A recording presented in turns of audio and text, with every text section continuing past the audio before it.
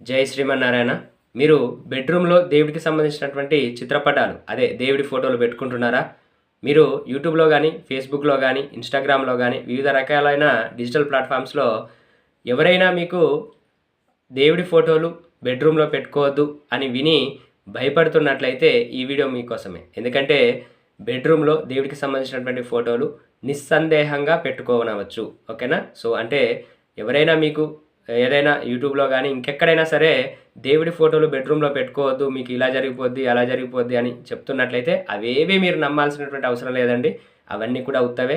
మీకు ఎలాంటి సందేహం లేదు, ఎలాంటి దోషం లేదు. మనం ఖచ్చితంగా మనకు నచ్చినటువంటి భగవంతుడి యొక్క చిత్రపటాన్ని బెడ్రూమ్‌లో పెట్టుకోవడం ద్వారా ఇంకా మంచి జరుగుతుంది కూడా. ఎలా అంటే మనం ఉదయం లేవగానే మనకు కళ్ళ ముందు దేవుడు కనిపిస్తుంటాడు కాబట్టి మనం ఒక పాజిటివ్‌గా మన జీవితాన్ని మొదలుపెట్టొచ్చనమాట. సో, మనం ఒక పాజిటివ్ మైండ్ సెట్‌తో మన అడుగనేది మొదలవుతుంది. కాబట్టి మీరు ఏ డిజిటల్ ప్లాట్‌ఫామ్‌లో ఎవరు జెప్పినా సరే, ఎవరైనా మీకు బెడ్‌రూమ్‌లో దేవుడి ఫోటోలు పెట్టుకోవద్దు అని చెప్పినట్లయితే అవేవి మీరు పట్టించుకోకండి. హ్యాపీగా, సంతోషంగా మీకు నచ్చినటువంటి దేవుడి పటాన్ని మీరు బెడ్‌రూమ్‌లో పెట్టుకోవచ్చు. ధన్యవాదాలు. మరో వీడియోలో మళ్ళీ కలుద్దాం.